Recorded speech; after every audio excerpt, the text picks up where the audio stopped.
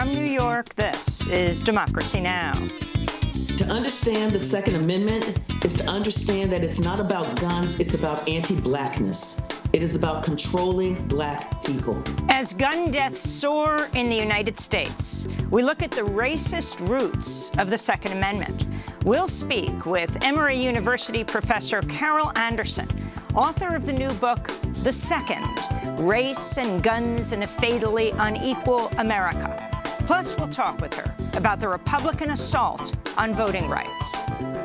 The assault on American democracy, as we're watching these Republican legislatures just systematically go after the right to vote, is unconscionable, and it is Jim Crow 2.0. Professor Anderson is also author of One Person, No Vote, How Voter Suppression is Destroying Our Democracy. Carol Anderson for the hour. All that and more coming up. Welcome to Democracy Now!, democracynow.org, The Quarantine Report. I'm Amy Goodman. Israeli opposition leaders say they've reached a deal to form a coalition government that would end Benjamin Netanyahu's 12-year reign as prime minister. The deal would see far-right politician Naftali Bennett serve as prime minister for 2 years, followed by opposition leader Yair Lapid for 2 years after that. It's not at all clear whether the coalition might last that long. The new government includes a small party of Palestinian citizens of Israel known as the United Arab List. Netanyahu, who is scrambling to derail the newly announced coalition, today blasted it as, quote, dangerous left-wing government. Naftali Bennett is a tech multimillionaire who entered politics in 2006 as a senior aide to Benjamin Netanyahu. Bennett previously led the Israeli settler movement in the occupied West Bank. He's called for the annexation of Palestinian lands, opposes a Palestinian state, and has compared Palestinian citizens of Israel to a fifth column. At the White House, Press Secretary Jen Psaki on Wednesday refused to answer a reporter's question about whether Bennett would be a partner for peace in Israel. Does Biden have a view on Naftali Bennett's past statements about annexing the West Bank and negating a two-state solution? How will Biden approach clear differences there on an issue? And does he still think he has a partner for peace in an Israeli government led by Bennett? Well, we're not going to weigh in on an ongoing political process in a foreign country, in Israel or anywhere in the world. The head of the International Committee of the Red Cross toured the Gaza Strip Wednesday, visiting neighborhoods devastated by Israel's 11-day bombardment, including a road where 42 people were killed. This is ICRC Director General Robert Mardini. It's really heartbreaking to see and to hear about the people who paid the ultimate cost of this escalation, women, children, civilians who were living safely in their apartments and were caught in this rubble that we see behind us. Israel's assault on Gaza killed 256 Palestinians, including at least 66 children, while rockets fired from Gaza killed 12 civilians in Israel, including 2 children. The heads of the International Monetary Fund, World Bank, World Trade Organization, and World Health Organization are promoting a $50 billion plan to increase vaccine access and end the pandemic faster. The agency's leaders note low-income nations have received less than 1% of the vaccines administered so far, writing, quote, some affluent countries are already discussing the rollout of booster shots to their populations, while the vast majority of people in developing countries, even frontline health workers, have still not received their first shot, unquote. Meanwhile, a new report by the International Labor Organization finds the coronavirus pandemic has pushed over 100 million workers into poverty, wiping out 144 million jobs in 2020. President Joe Biden's announced new incentives aimed at getting 70% of U.S. adults vaccinated against COVID by the 4th of July. Biden said his administration would partner with Black-owned barbershops and beauty salons around the U.S. to promote vaccine education and to provide shots where possible. Biden also offered promotional giveaways to people who get shots, including sports tickets, free childcare, and beer. Anheuser-Busch announced that beer is on them on July the 4th. That's right. Get a shot and have a beer. Free beer for everyone 21 years or over to celebrate the independence from the virus. Meanwhile, West Virginia has expanded a giveaway of vaccination prizes to include weekly lottery drawings, four-year scholarships, and rifles and handguns. COVID-19 cases continue to fall across the United States, with the average number of daily infections dropping below 20,000. Hospitalizations are at their lowest point in over a year, with doctors reporting nearly all new COVID patients are unvaccinated people. A Florida man who took part in the insurrection at the U.S. Capitol pleaded guilty Wednesday to one felony count. Paul Hodgkins, who carried a Trump flag as he breached the Senate on January 6th, is just the second person to plead guilty and likely faces a maximum sentence of 21 months in prison, as well as thousands of dollars in fines. Meanwhile, former President Trump has reportedly been telling people he expects to be reinstated as president by August. Earlier this week, Trump discontinued his blog after just 29 days due to low readership. Calls are growing to abolish the filibuster in order to pass federal protections for voting rights as Republicans push voter suppression bills around the country. On Wednesday, President Biden called again for passage of the For the People Act and the John Lewis Voting Rights Act. California Congressmember Barbara Lee tweeted in response, quote, "It's either uphold the filibuster or uphold our democracy." But Democratic Senators Joe Manchin of West Virginia and Kristen Sinema of Arizona have staunchly opposed doing away with the filibuster, which would allow Democrats to pass legislation with a simple majority. Senator Sinema was pressed on the issue yesterday as she peered with Texas Republican Senator John Cornyn. Well, as folks in Arizona know, I've long been a supporter of the filibuster because it is a tool that protects the democracy of our nation, rather than allowing our country to ricochet wildly every 2 to 4 years back and forth between policies. International pressure is mounting for Ethiopia to declare a ceasefire and allow for delivery of aid to the northern Tigray region, where millions of people are now facing famine. The UN says over 90% of people in the area need emergency food aid after months of conflict and displacement. There have also been many reports of sexual violence and indiscriminate killings since the fighting erupted in November of last year. Earlier this week, reports were published of a May 8th attack in which Eritrean soldiers killed 19 civilians, mostly children and women, in a Tigray village.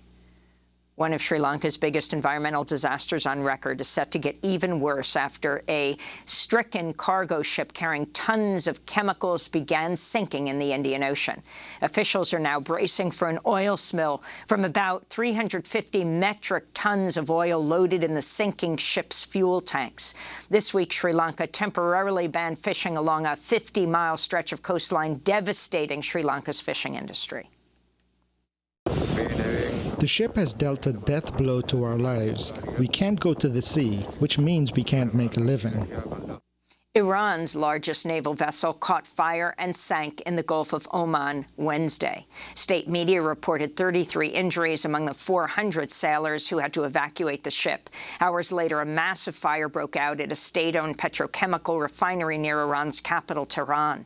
It's not clear what caused the fires, which raised speculation they were the latest in a string of sabotage attacks by Israel. The disasters came as a European Union envoy leading talks on restoring the Iran nuclear deal predicted an agreement will be reached next week. The first Iran nuclear deal was signed in 2015, but fell apart in 2018 after former President Trump withdrew the U.S. from the agreement, which has been opposed by Israel. In Nicaragua, police arrested opposition leader Cristiana Chamorro and filed money laundering charges against her in what critics say is an attempt to block a challenge to President Daniel Ortega in November elections. Cristiana Chamorro is the daughter of former President Violeta Barrios de Chamorro, who herself defeated Ortega to become president in 1990. In 2018, anti-government protests erupted in Nicaragua, demanding Daniel Ortega step down and release political prisoners. Rights groups say police and pro-government militias killed hundreds during the uprising. Ortega has also come under fire for refusing to take public health measures to protect Nicaraguans from the pandemic. The Guardian reports the British royal family had a policy banning the hiring of people of color or foreigners in roles other than domestic servant until at least the late 1960s. Buckingham Palace was also able to negotiate an exemption from British laws that prevent discrimination. The revelations come as the royal family is still grappling with the fallout from an explosive March interview with Meghan Markle and Prince Harry, in which Meghan Markle revealed a member of the royal family expressed concern about her then unborn baby's skin color. In the interview, Markle shared with Oprah Winfrey her mental health struggles during her time as a royal. Back in the United States, Texas Republican Governor Greg Abbott is attempting to revoke licenses for state child care facilities that shelter unaccompanied asylum-seeking minors. If successful, children and teenagers would be forced to stay in immigration jails run by Customs and Border Protection and unlicensed temporary facilities, which are overcrowded and are not equipped to care for them. The Department of Health and Human Services, which oversees the state shelters, says they do not intend to close any centers as a result of Governor Abbott's order. Former Housing and Urban Development Secretary and San Antonio Mayor Julian Castro tweeted, quote, "This is a cruel political tantrum at the expense of children." California Governor Gavin Newsom has granted 14 pardons, 13 commutations, and 8 medical reprieves. Among those pardoned are 2 formerly incarcerated firefighters who face deportation. Kauseli and Bunchan Keola were both born in Laos, but brought to the United States as small children. Keola was incarcerated for over 2 decades after he was prosecuted as an adult for a crime he committed when he was 16 years old. He suffered a near-fatal injury battling California's record-shattering wildfires last year. Saley was transferred to a U.S. immigration jail last year to wait deportation after completing a 22-year sentence for a robbery he committed as a teenager. Both men have rejoined their families over the weekend. And in Dallas, Texas, a high school class Victorian tossed out her pre-approved commencement speech at her graduation Sunday and instead delivered a passionate denouncement of Texas's assault on reproductive rights. Lake Highlands High School graduate Paxton Smith was responding to a bill signed last month by Republican Governor Greg Abbott banning all abortions about 6 weeks into a pregnancy. I have dreams and hopes and ambitions. Every girl graduating today does. And we have spent our entire lives working towards our future. And without our input and without our consent, our control over that future has been stripped away from us. I am terrified that if my contraceptives fail, I am terrified that if I am raped, then my hopes and aspirations and dreams and efforts for my future will no longer matter. I hope that you can feel how gut-wrenching that is. I hope you can feel how dehumanizing it is to have the autonomy over your own body taken away from you. Lake Highlands High School valedictorian Paxton Smith giving a speech after she threw out her original written speech in Texas. And those are some of the headlines. This is Democracy Now!, democracynow.org, The Quarantine Report. When we come back, we speak to Emory University professor Carol Anderson about her new book, The Second, Race and Guns in a Fatally Unequal America. Stay with us. Don't shoot. Guns down.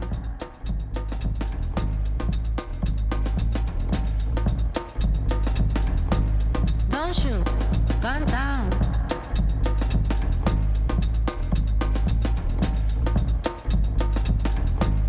Don't shoot. Guns down.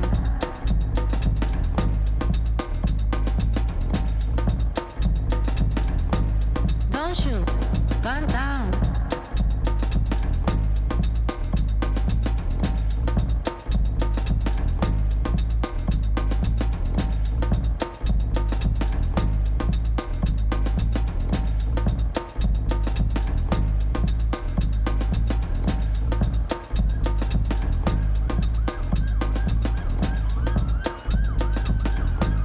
Don't shoot. Guns down. Racist, policeman. Don't shoot, guns down. Don't Shoot, Guns Down by SALT. Here on Democracy Now!, democracynow.org, The Quarantine Report. I'm Amy Goodman, joined by Democracy Now! Co-host Nermeen Sheikh. Hi, Nermeen. Hi, Amy, and welcome to our listeners and viewers around the country and around the world. Well, gun control advocates are pushing lawmakers to do more to stop a surge in gun violence. A recent study by Everytown for Gun Safety found gun violence took over 19,000 lives in the United States last year, a 25% increase from 2019. Gun sales are also soaring to record levels. Despite this, Republican lawmakers are pushing measures to loosen gun control regulations. In Texas, Governor Greg Abbott is expected to soon sign a recently passed bill which would allow Texans to carry handguns openly in public without a permit. It also allows people without a felony criminal conviction to carry a handgun without a background check. Abbott has praised the bill as the, quote, the strongest Second Amendment legislation in Texas history. Well, today we're going to take a deep look at the Second Amendment and its racist roots.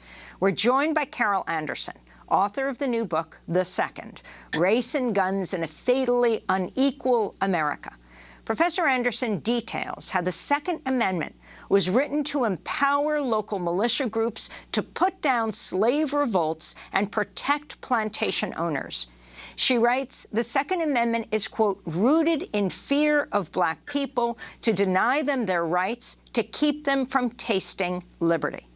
Carol Anderson joins us from Atlanta, where she's professor at Emory University. She's also the author of One Person, No Vote, How Voter Suppression is Destroying Our Democracy, and White Rage, The Unspoken Truth of Our Racial Divide.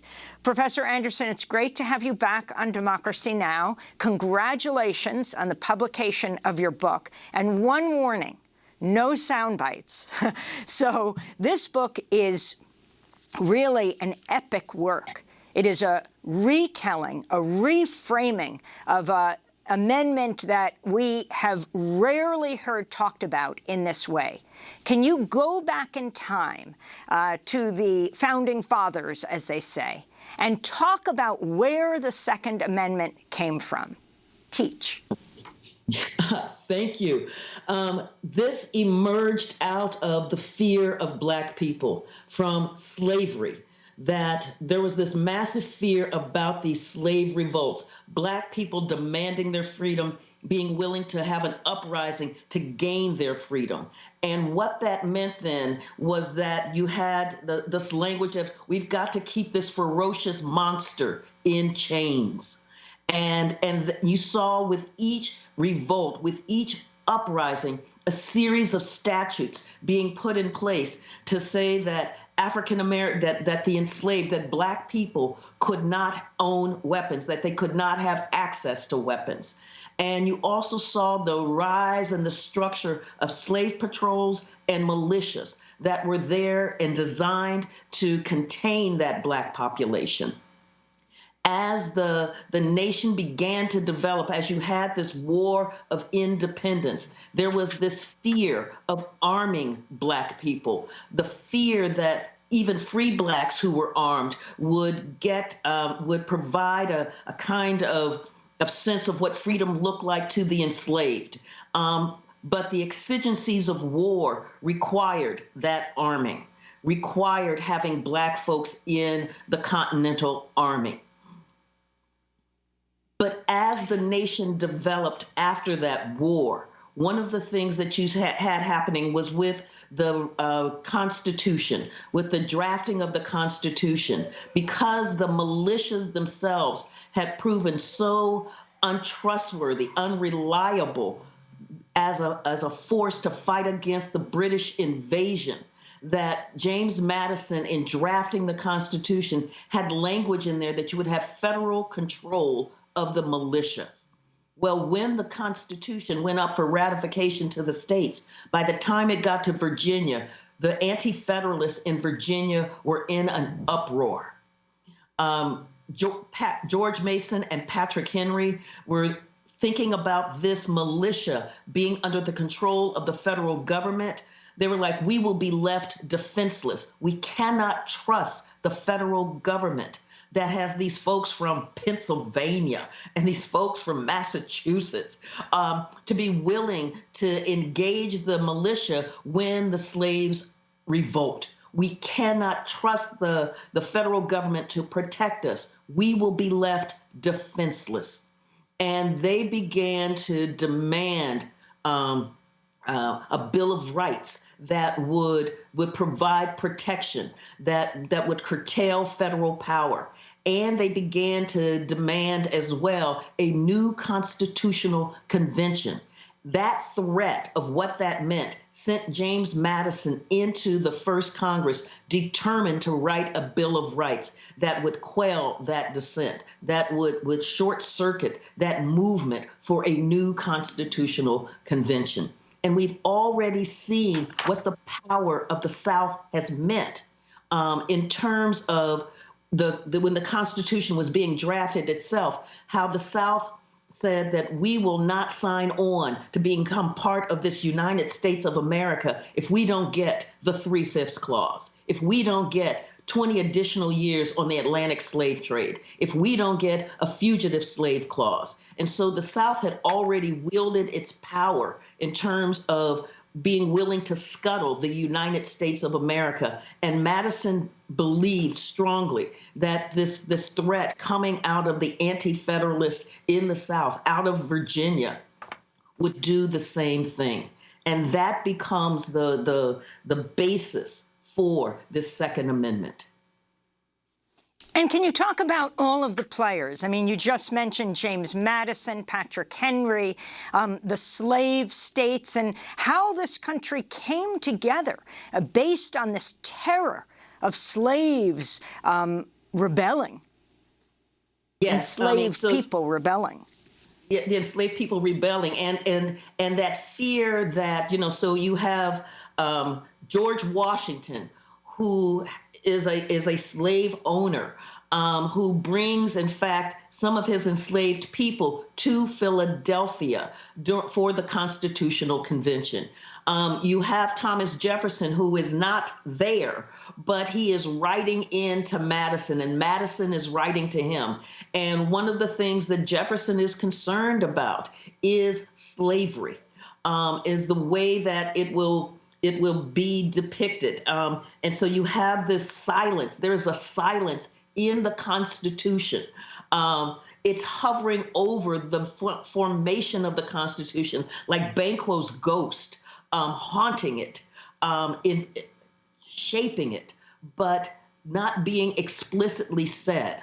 But it is the power that is creating this sophistry, this really weird, we believe in freedom and equality, but we want 20 additional years on the Atlantic slave trade.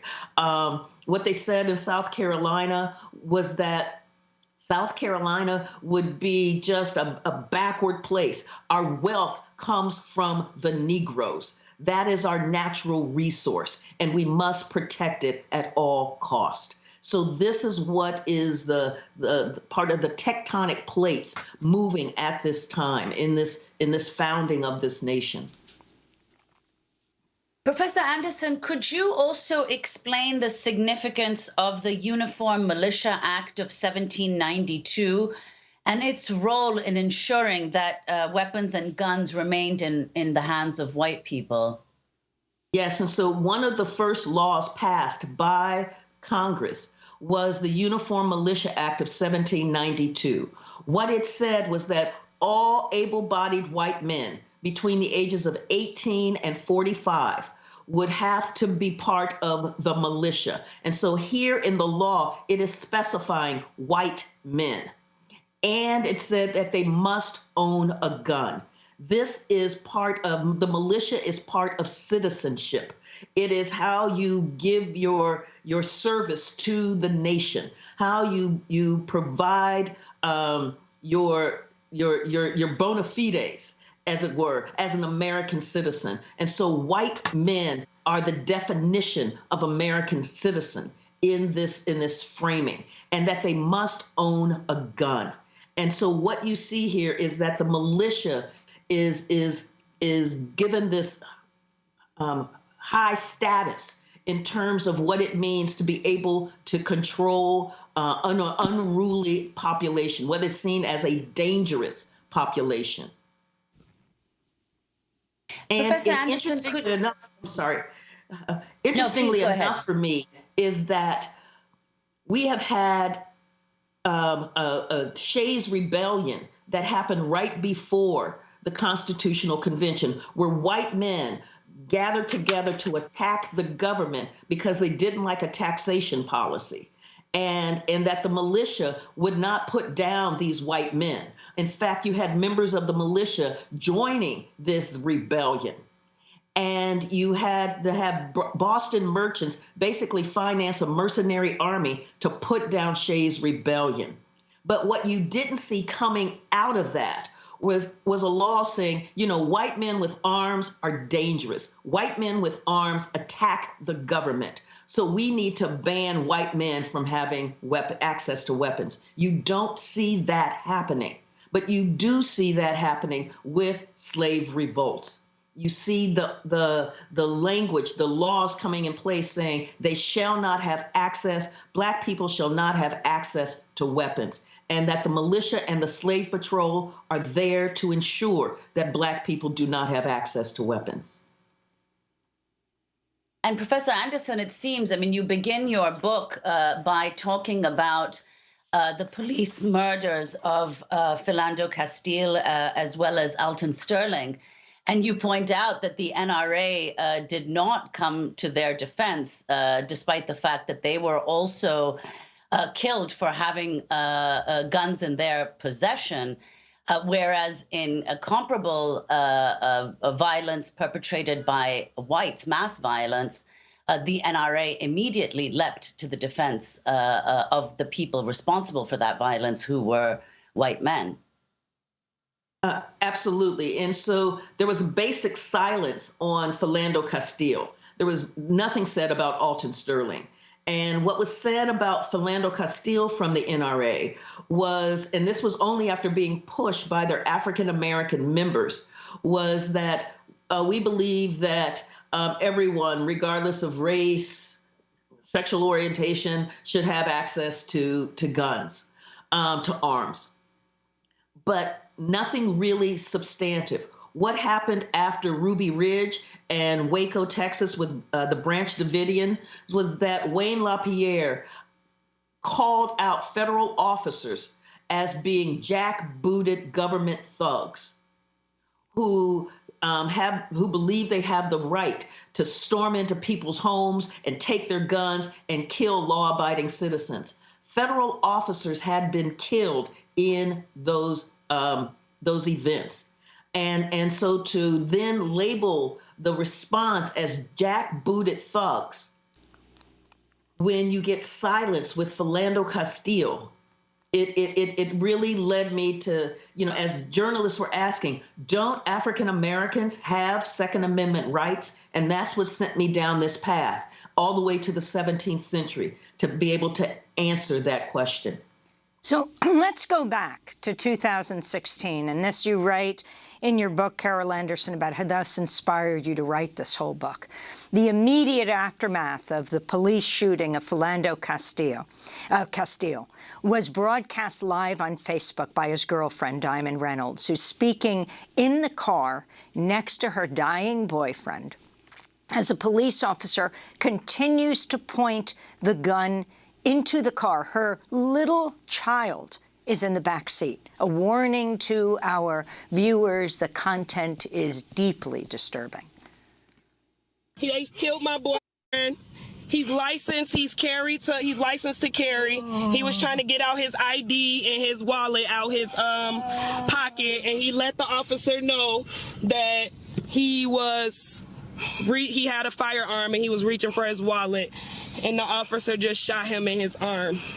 So dashcam video released nearly a year later shows the 4-year-old daughter of Diamond Reynolds consoling her heartbroken mother, who's handcuffed in the back of a police squad car minutes after the St. Anthony police officer, Geronimo Yanez, shot and killed Philando. Mom, please help too, because I'm screaming because I don't want you to get shooted. Okay, give me a kiss. My phone just died, that's all.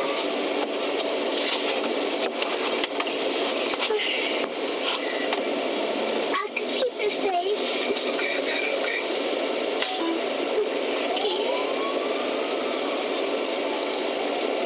Come here. I can't believe they just did that. There we hear the crying of Diamond's daughter. The video was released just days after the police officer, Geronimo Yanez, was acquitted of manslaughter. I wanted to ask you, Carol Anderson, to take us on that journey that you took, experiencing all of this, taking it in, telling us who Philando was, talking about the fact that he had a gun, legally had a gun, and told the police officer about it. In fact, had told his mother before, I'm thinking of not carrying the gun, though it's legal, because of, well, I mean, just the day before, another African-American man, Alton Sterling, had been killed by police in Louisiana. But you take us on this journey that led to this book. Yes, and so it was the killing of Philando Castile. You know, I start off the book going, you know, it was like a snuff film because we all saw that video image and it was horrific. It was jarring. And to then get the backstory that this was a man who followed NRA guidelines saying, letting the officer know that I have a licensed carry weapon with me. You have asked for my ID. I am reaching for my ID. And the officer begins to shoot. So he is killed because he has a weapon. Not that he is brandishing the weapon, not that he is threatening anyone. He simply has a weapon. And that really led me to begin on this journey as I saw the NRA's virtual silence on this journey to figure out, do African Americans have Second Amendment rights? You know, we're in this moment where the Second Amendment is like hallowed ground. It is sacred. It is one of those things that has been defined as the bedrock of citizenship. And so I started looking. And as I went on this journey, what I saw was that it wasn't about guns. It was about the fear of Black people. It was about the fear of Blackness. It was about the societal labeling of Black people as dangerous, as a threat to whites, and that this architecture comes in place in order to contain this Black population, in order to provide security and safety to the white community from this fear of Black people. And you get this really weird matrix happening where Black people are feared but needed. And so it is how do we contain them? How do we snuff out their quest for freedom? How do we snuff out their quest for their basic human rights while also keeping them as labor without rights? How do we do that? How do we make that subjugation happen? How do we talk about, in this land of the United States of America, how do we talk about freedom, but try to keep it contained from this Black population? We don't want them getting the ether that we're talking about in this revolutionary moment about freedom and democracy and justice. We don't want them hearing the words about equality. How do we do that? And when there was a revolt in Virginia in 1800 with Gabriel, and Gabriel had fed on the language, the revolutionary language from the United States, from the French Revolution, and from the Haitian Revolution.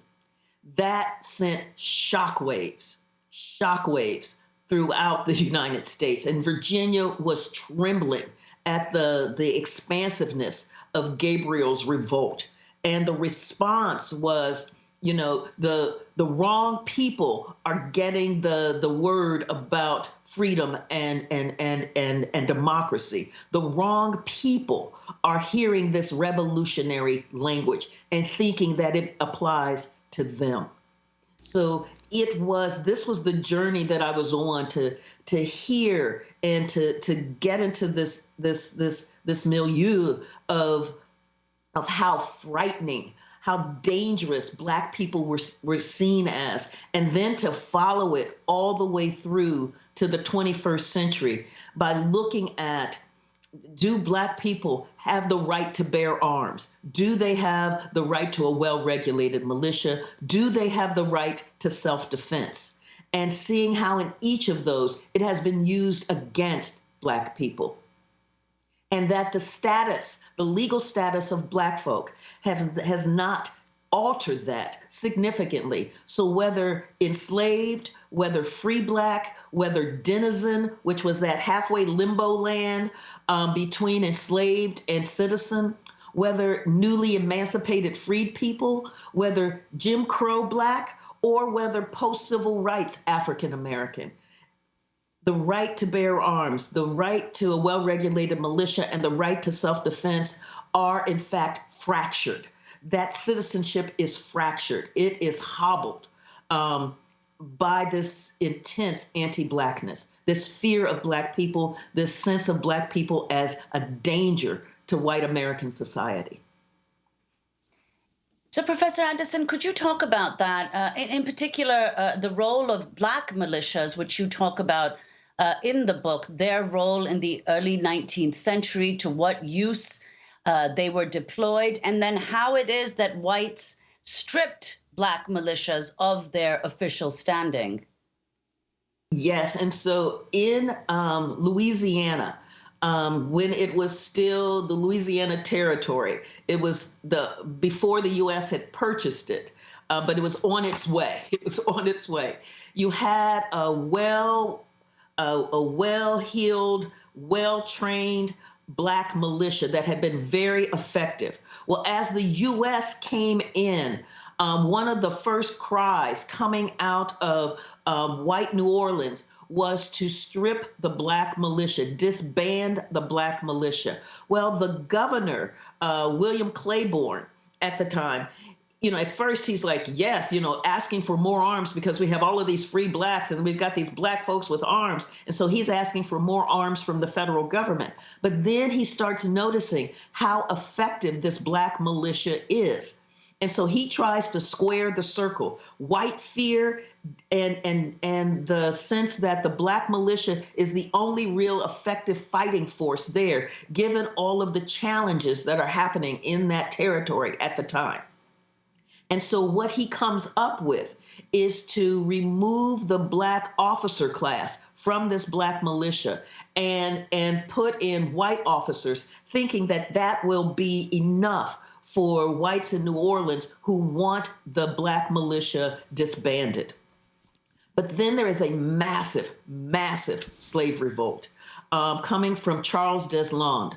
And this massive slave revolt that included somewhere between 150 to 500 people headed to New Orleans, headed to what they believed was freedom, just sent terror through what is called the German coast of Louisiana. And so William Claiborne, seeing this massive movement, this massive slave revolt, in fact, begins to enlist the Black militia as part of the forces to take on this slave revolt. And the slave revolt is crushed. The U.S. Army comes in, the U.S. Navy comes in. You have the white militia that is there, but the Black militia is very effective. And so you have a Black militia fighting against Black folk who are enslaved and trying to be free. The reward that the Black militia received for this was a further push to be disbanded, further push to not have access to be able to purchase arms. They put a law in place that folks of color, Black people, could not buy arms. Then came the War of 1812, and Andrew Jackson is the leader, the military leader, and he sees the British coming in this Battle of New Orleans. And he sees this black militia, and he's telling Claiborne, we need them. This is an effective fighting force. And Claiborne's like, yes, they are, but I'm telling you, they're just not feeling it right now because of the way we treat them. And he's like, I will treat them equally. I will treat them with the honor that all soldiers should have, and they will be paid equal to whites. They will receive the same pay. And besides the black militia, I want 2 additional battalions. Claiborne came back and said, you can get the black militia, but getting 2 additional battalions is going to be difficult because whites in this area believe that arming them is arming the enemy. So you have black folks who are identified as the enemy. And in that fighting force, that force beat the British. It was like 3,000 or so of Andrew Jackson's troops against 8,000 British troops, and they won. And Andrew Jackson was like, wow, I knew you guys were good. I just didn't know how good. But the response, the reaction to that then was to send them off as a labor battalion to work in the swamps that white men didn't want to go into to do the work. So you have this denigration of black military contributions to fighting for America. And that was a consistent theme that we saw. So you get this erasure of this history. And this erasure for the men themselves who are doing the fighting, who are being wounded, who are dealing with the loss of their fighting brethren. That has been the sense that black men under arms, they're a threat. And black men who are trained how to use arms, they're really a threat. So they must be disarmed after they have served our purpose. Professor Anderson, I just wanted to follow up on the term you used, anti-blackness, that you're actually saying that the Second Amendment is not about guns, but it's about anti-blackness. Explain. Yes, it is about the fear. So, and the best way to do this is to talk about the kind of history that we have about the Second Amendment.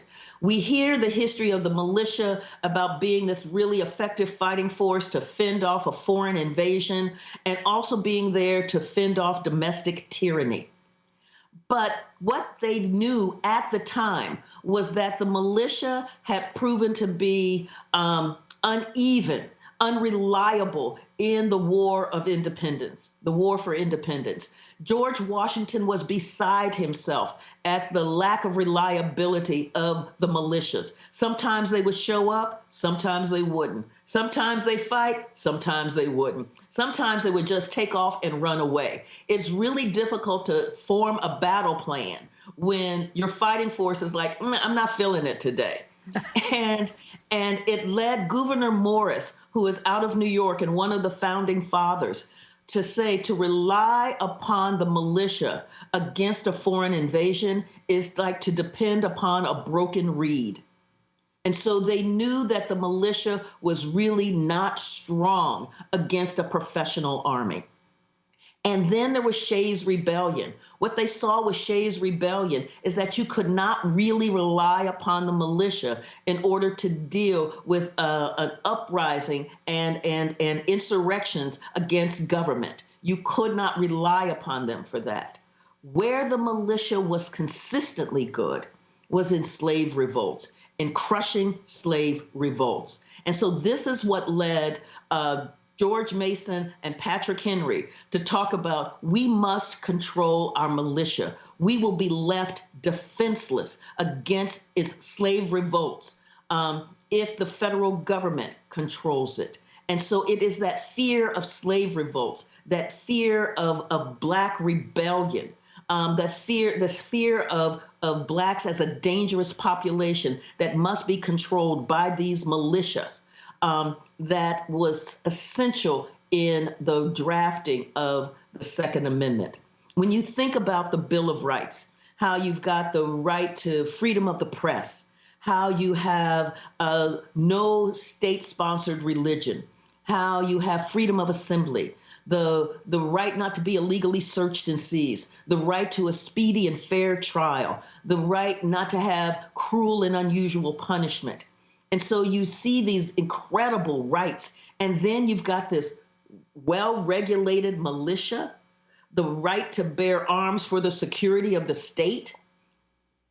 That amendment is an outlier in this Bill of Rights. And that outlier is because it was the payoff to the South to have a force under state control that could contain Black aspirations, Black freedom quests, that could contain what is seen as a dangerous Black population.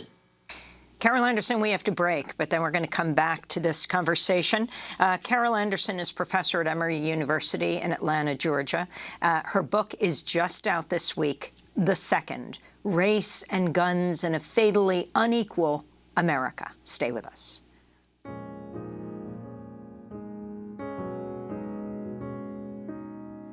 Here I am again, asking questions, waiting to be moved. I am so unsure of my perception. What I thought I knew, I don't seem to. Where is the turn so I can get back to what I believe in, back to the old me? And God, please hear my call. I am afraid for me. Love has burned me raw. I need your healing, please. Please, please.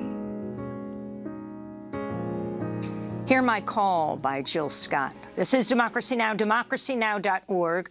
The Quarantine Report. I'm Amy Goodman with Nermeen Sheikh. Our guest for the hour, Carol Anderson, professor at Emory University, author of the new book, The Second, Race and Guns in a Fatally Unequal America. And we also want to get back to her previous book, One Person, No Vote, How Voter Suppression is Destroying Our Democracy. Also wrote the book, White Rage. But Nermeen, why don't you start with your question? So, Professor Anderson, another issue that you raise in the book as absolutely critical has to do with the denial of the rights of citizenship to Blacks. So if you could explain the crucial Supreme Court decision here, Dred Scott versus Sanford in 1857, and how even after the 14th Amendment was passed, Dred Scott continued to take precedence. Yes, and so the Dred Scott decision was designed to try to stop the explosion that was happening, the secessionist crisis that was happening in the United States, because there had been a series of events, the Missouri Compromise, the war for Texas, the Kansas and Bleeding Kansas. All of these things were about the expansion of slavery and the fight to contract slavery. And so the Dred Scott decision, so Dred Scott was a Black man who was enslaved, and his owner had taken him to free soil states, Wisconsin and to Illinois. And then he was taken to Missouri, which was a slave state. He had argued that because he had been on free soil for years, that he was free. What this decision said, written by Chief Justice Roger Taney, was that Black people were never considered citizens of the United States. They weren't considered citizens at the founding with the Constitution. They weren't considered citizens, and that there's with the Uniform Militia Act of 1792. They weren't considered citizens when the Secretary of State refused to issue Black people passports, saying they're not citizens. They're denied the ability to carry the mail. All of these things prove that they're not citizens. He said in this decision, if they were citizens, they would be able to go easily from state to state. But there were laws that prevented that. And he said, and they would be able to carry arms wherever they went.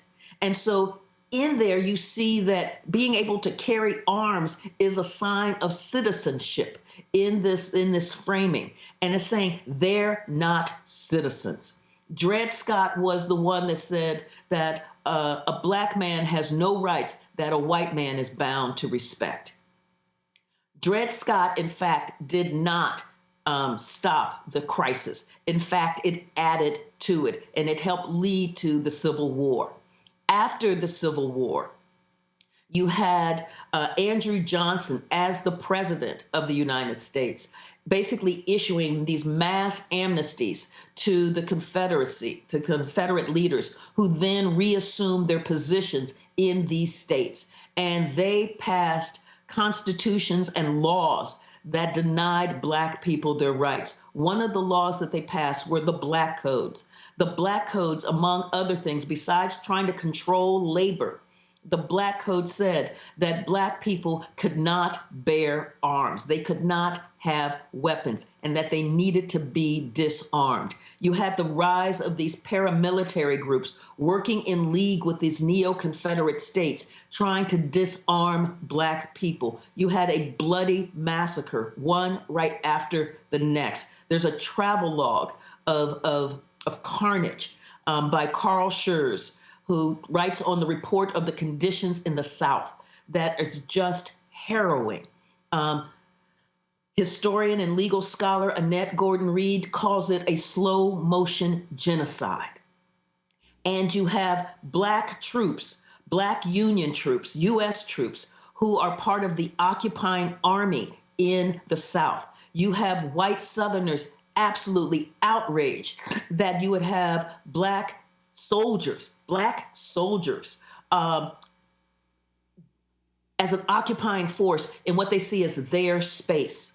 And so they begin to talk about the violence that we're seeing. The violence that is happening is because these Black soldiers are here. If these Black soldiers weren't here, then this killing wouldn't be happening. And so Andrew Johnson removes the Black soldiers. First, he removes them from the interior of the South and puts them on coastal fortifications, and then shortly thereafter removes them as an occupying force in the South altogether. Those Black soldiers saw themselves as a line of defense protecting the newly freed people from the terror that was raining down on them. So the denigration of Black soldiers, the attempt to disarm Black people after the war, the language that Black people aren't really citizens, that Black people are dangerous, and they cannot have access to weapons because it challenges the safety and the security of white Southerners. I mean, that's what was going on at this time.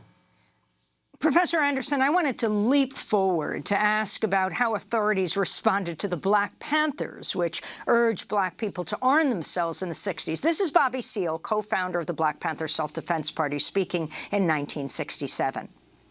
The Black Panther Party for Self-Defense calls upon the American people in general and the Black people in particular to take full note of the racist California legislature, which is now considering legislation aimed at keeping the Black people disarmed and powerless at the very same time that racist police agencies throughout the country are intensifying the terror, brutality, murder, and repression of Black people. So if you could respond to this, Carol Anderson, to respond to Bobby Seale. Yeah, so what Bobby Seale is talking about is the depth of the police violence and brutality that was raining down on the Black community. The uprisings that we saw in Watts, in Cleveland, in Newark, in Detroit, were all fueled not only by those horrific conditions in those places, but also by police brutality. And the Black Panther Party for Self-Defense was founded as a response to the brutality of the Oakland Police Department. And so what the Black Panthers did, they said, we will police the police. They knew what the law said about open carry in California. And they also knew what the law said about the distance that you had to maintain from a police officer arresting someone. So the Black Panthers would come to those arrests fully armed with the kinds of legal weapons that they were allowed to have. And the police did not like it. They did not like it. And so the Oakland Police Department went to Don Mulford, an assemblyman, a California assemblyman, and said, we need your help. We need to make what the Black Panthers are doing illegal, because currently it's legal. We stop them, but they've got the right kinds of weapons. We can't arrest them for what they're doing. We need to be able to make their work illegal. And so what Mulford did with the help of the NRA was to write the Mulford Act, which banned open carry, which was a gun control act. And it was a gun control act targeted at the Black Panthers. So Mulford said, no, there's no racial targeting in this at all. This is about the Klan as well.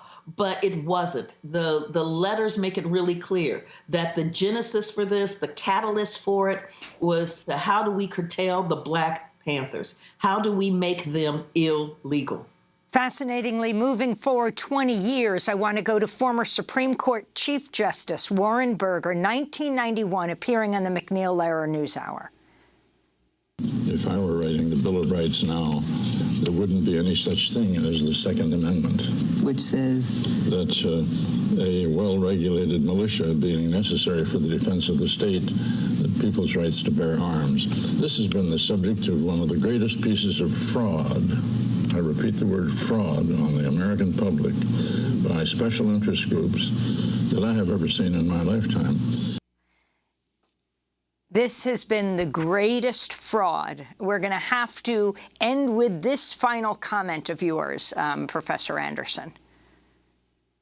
Yes, and that fraud has been that swaddling of the Second Amendment in the flag, in patriotism, in a sense of that the militia were there to protect and defend democracy, when in fact the militia were there designed to control Black people and deny Black people their rights. So in the Second Amendment, what we have in the Bill of Rights is the right to destroy Black people's rights. That is anathema. That is what has been committed. What most shocked you in your research? How consistent this anti-Blackness was and how it carries through to today with stand your ground laws, how it carries through with the ways that Black people are seen as threats, as monsters, as dangerous, simply because of their very being, and that puts a crosshairs on them. That is, writing this book was hard. Because writing about the past and carrying it to the future in the midst of the killing of George Floyd, Ahmaud Arbery, Breonna Taylor, was just, in the midst of the pandemic, was just a lot. Well, Professor Carol Anderson, I want to thank you so much for this book. Professor at Emory University, the book, The Second, Race and Guns in a Fatally Unequal America. Also author of One Person, No Vote, How Voter Suppression's Destroying Our Democracy, and White Rage, The Unspoken Truth of Our Racial Divide. That does it for our show. A happy belated birthday to Angie Karen. Democracy Now! Is produced with Mike Burke, Renee Feldstein, Guzder, Maria Terracena, Carla Wills, Tammy Warnoff, Tarina Nadura, Sam Alcoff, Maria Studio, John Hamilton, Robbie Karen, Hani Masood, Adriana Contreras, our General Manager, Julie Crosby. Special thanks to Becca Staley. I'm Amy Goodman with Nermeen Sheikh.